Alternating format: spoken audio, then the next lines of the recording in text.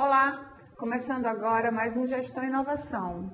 Hoje nós vamos falar sobre modernização e inovação no serviço público, desafios para a gestão.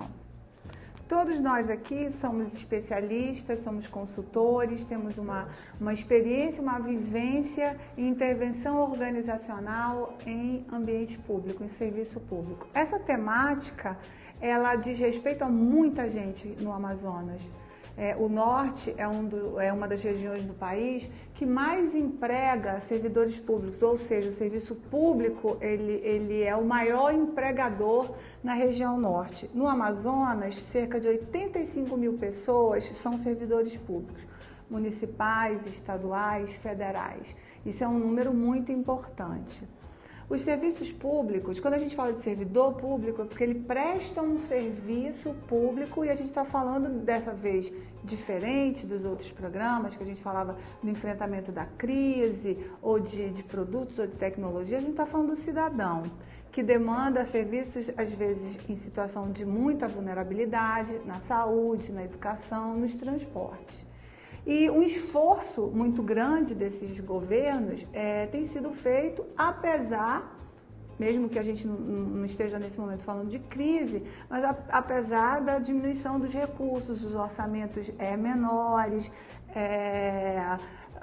essas questões também afetam brutalmente a gestão e as respostas do poder público.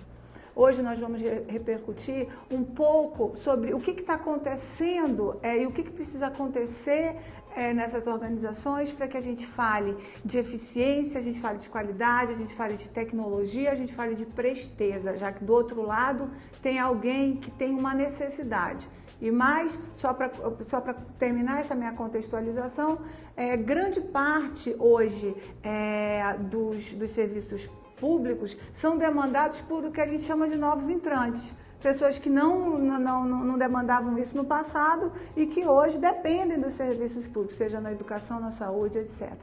Glória, eu queria ressaltar a experiência que nós temos como consultores nessa área e refletir um pouco com vocês nesse bloco os desafios para a gestão pública na questão de monitorar condições de desempenho, cultura, esses aspectos que a gente sabe que tem uma relação direta com desempenho e com satisfação.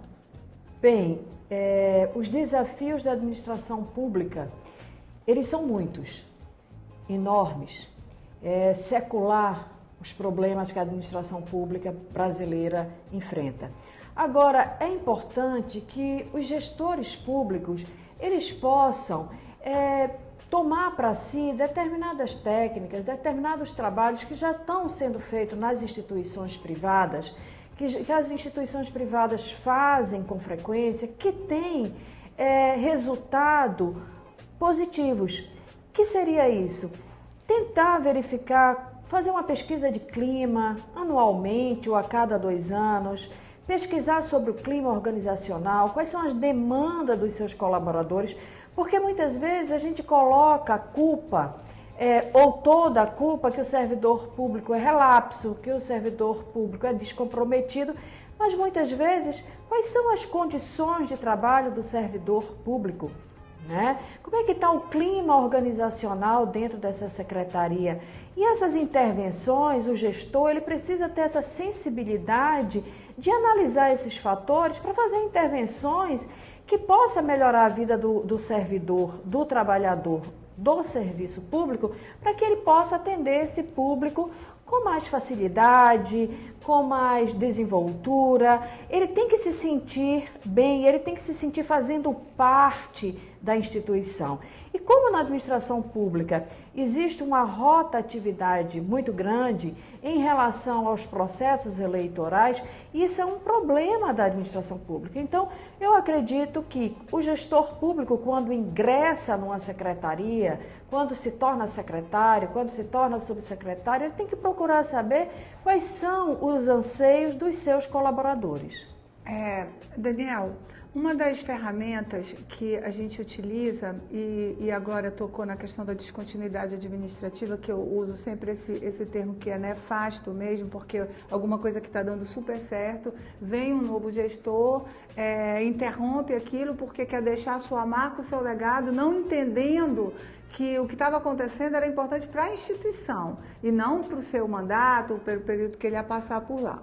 A gente sabe que uma das ferramentas mais poderosas de intervenção é a questão do planejamento estratégico, né? E o que decorre daí, que assim, os instrumentos, os produtos que decorrem daí. Eu queria que você falasse um pouquinho mais, tentando traduzir, eu acho que todo servidor público, você não concorda, Glória, aquilo que numa instituição já passou, direto ou indiretamente, já vivenciou esse momento de planejamento estratégico, mas às vezes no nível de menor envolvimento quanto uma gerência superior, intermediária, né?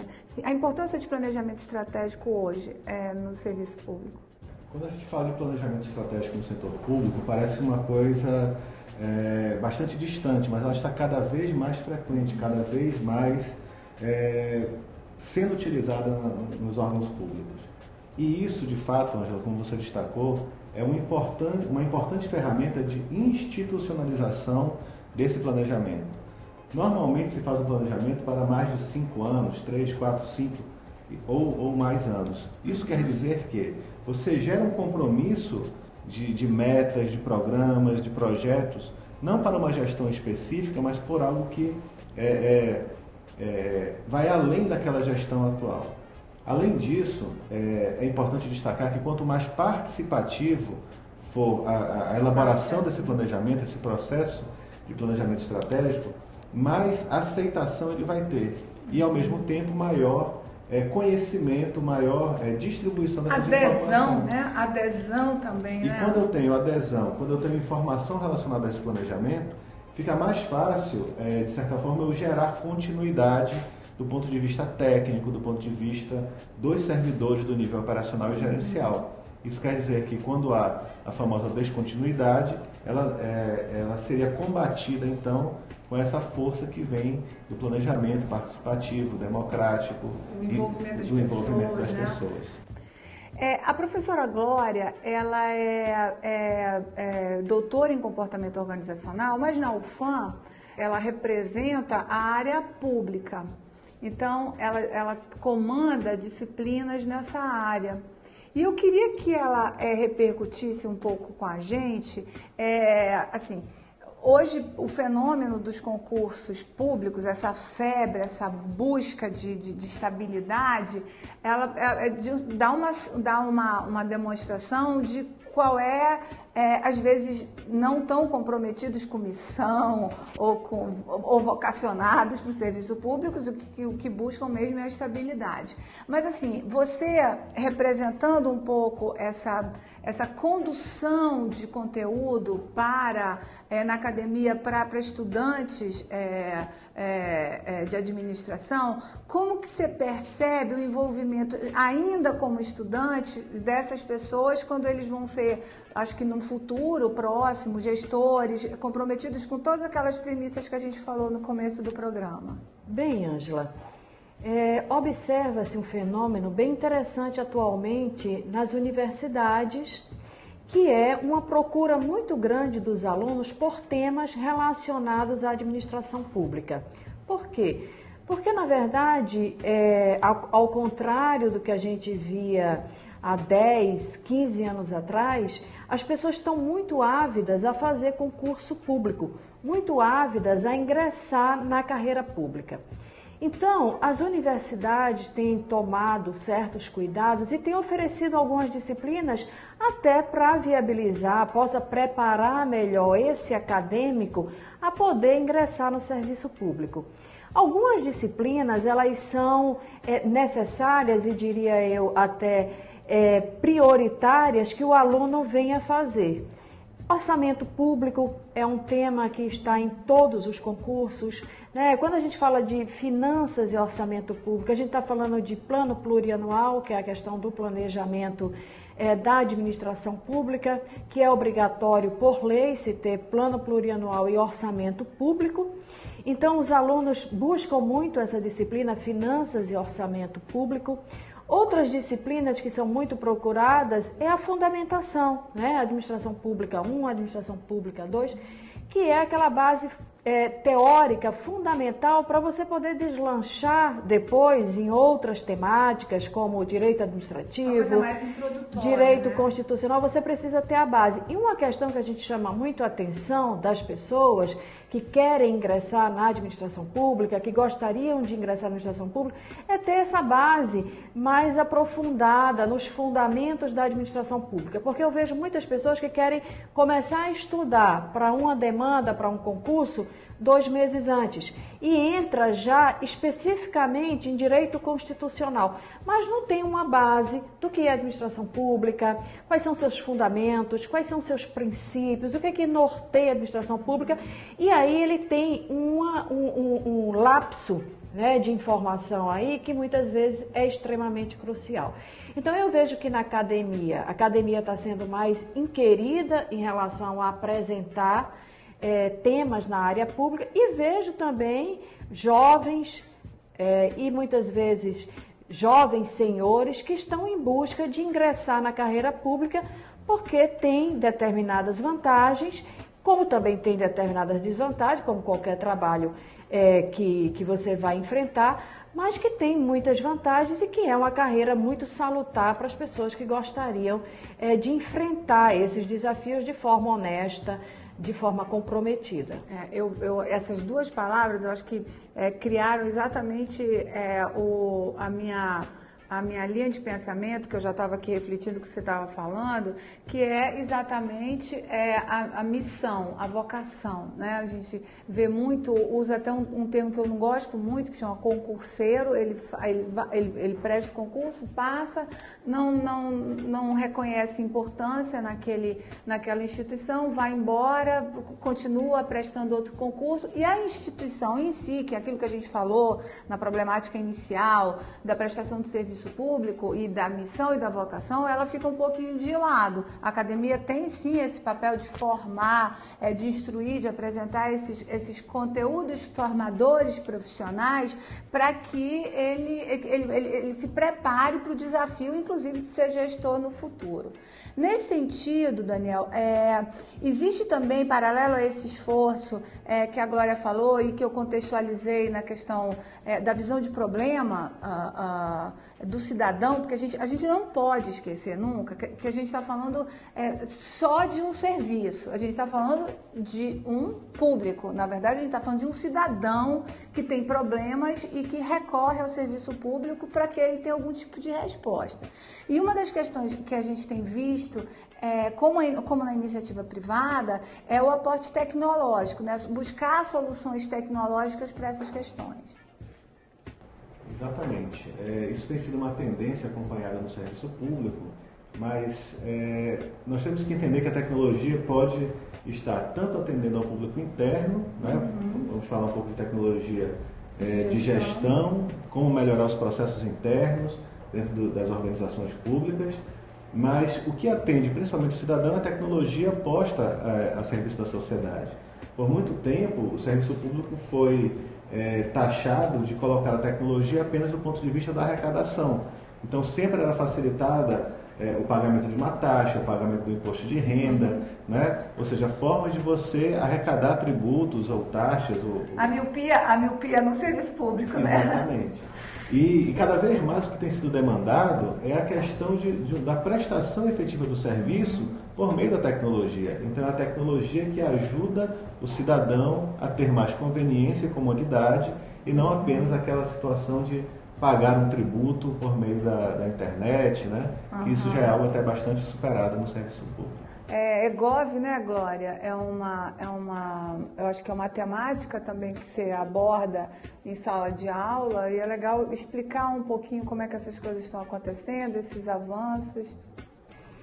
O governo eletrônico, o EGOV é o governo eletrônico. É um esforço que começou com o governo federal de transferir para, né, a tecnologia grande parte das necessidades do cidadão. Ou seja, muitas coisas que o cidadão necessita, eu posso buscar isso na rede, na internet, sem precisar ir à repartição pública, sem precisar ocupar um servidor público.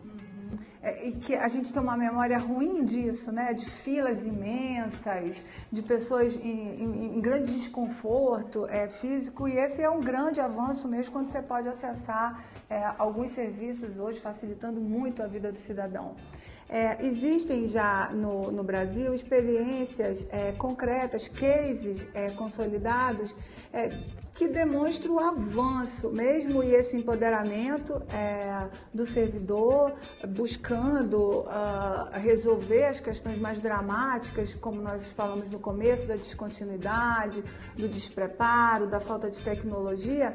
E de fato, esses cases hoje no Brasil já mostram, através de determinadas soluções, como eu vou pedir para o Daniel explicar, no caso, contrato de gestão, gestão por projetos, administração por competências, soluções verdadeiras, realísticas, acima de tudo isso, o que é possível fazer. E a gente tem assistido isso, e isso a gente começa a pensar em benchmark, né? Como é que a gente traz isso para acontecer em outros polos, no resto do país. Como você vê isso, Daniel?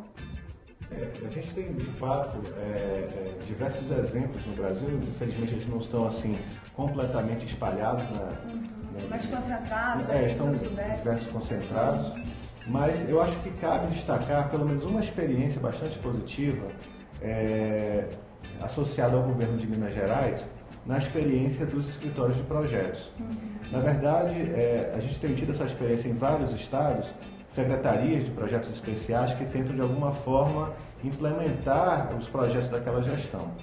Essa proposta do escritório de projetos no campo público, ela é diferente, porque ela serve como um grande concentrador de todos os projetos estratégicos de determinado governo, ou melhor falando, de determinado estado. E aí isso transcende até a própria gestão atual, o que acaba mais uma vez com aquele nefasto problema da descontinuidade administrativa. Em poucas palavras, o que consiste o escritório de projetos? Basicamente, pessoas extremamente técnicas e capacitadas para gerenciar portfólios e conjuntos de programas e projetos daquele governo. Com um dos principais critérios para participar dessa equipe é não ter vinculação político-partidária. Muito bom isso, o que é um diferencial, o que é algo realmente muito salutar no serviço público, sem dúvida nenhuma. E a responsabilidade dessa equipe dentre aquelas demandas de projetos que acontecem em qualquer gestão, selecionar aqueles que atendem às metas, que cumprem os objetivos estratégicos daquele programa de governo, e mais especificamente da população. Eu fico pensando que no passado a gente viu o serviço público sempre dependendo da geração das suas próprias receitas. Hoje, com toda essa crise e competição de recursos, você instala escritórios como esse, inclusive para captar projetos, para captar soluções e captar recursos, né?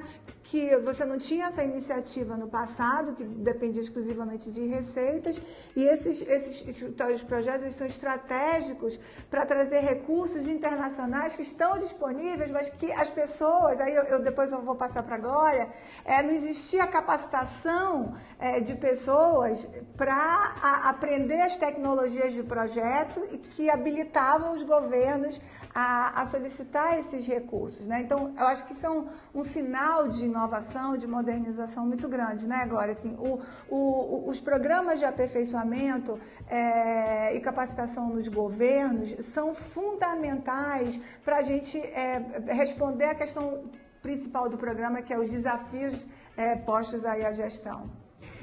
Veja bem, pensando em modelos de sucesso e na questão de gestão da capacitação do servidor público, a gente pode pensar muito nas escolas de governo, né? A ENAP, Escola Nacional de Administração Pública, e tem outras escolas de governo.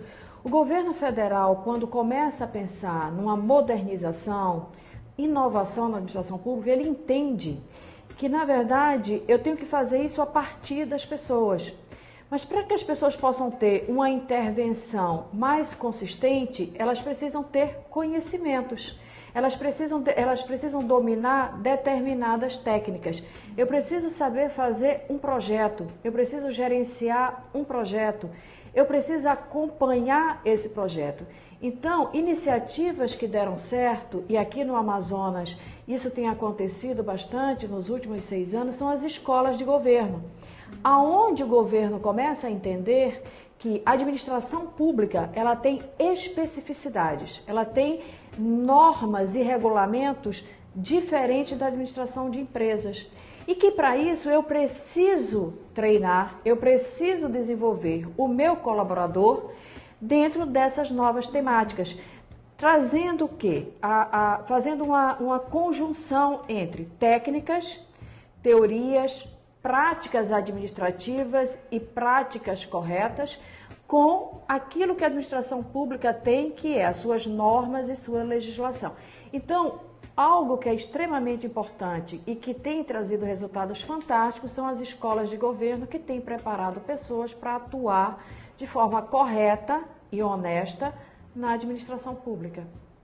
Nesse sentido, eu me permito, nesse momento, falar de uma experiência muito bem sucedida que eu estive à frente como presidente da Fundação Escola à época do Serviço Público Municipal e que chegou ao seu último ano de mandato com projetos importantes de capacitação e a criação de uma universidade corporativa, porque é disso que você está falando, né? De você ter o ensino corporativo específico, você usou até esse termo específico para formar essas pessoas, esses servidores, naquela ação finalística de cada secretaria, de cada segmento de governo.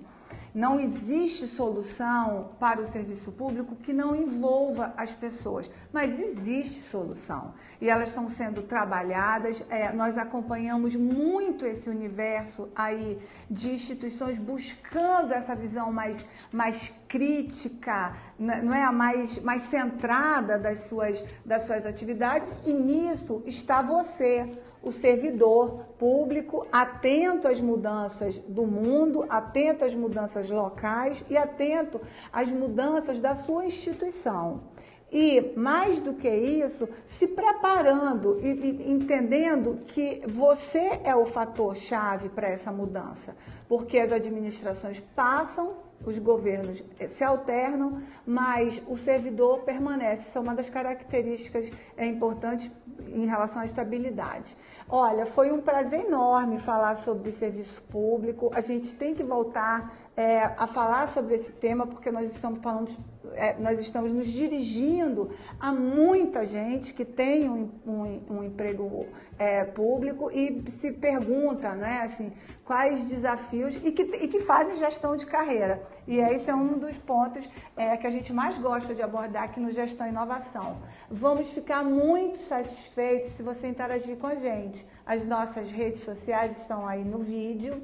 Faça sugestão de pauta, faça perguntas, interaja com a gente. Isso faz o programa ficar mais rico, mais ligado e associado a você e ao seu problema. E quero agradecer aos meus colegas que participaram hoje comigo, novamente, desse debate. E agradecer principalmente a você, nosso telespectador. Até o próximo.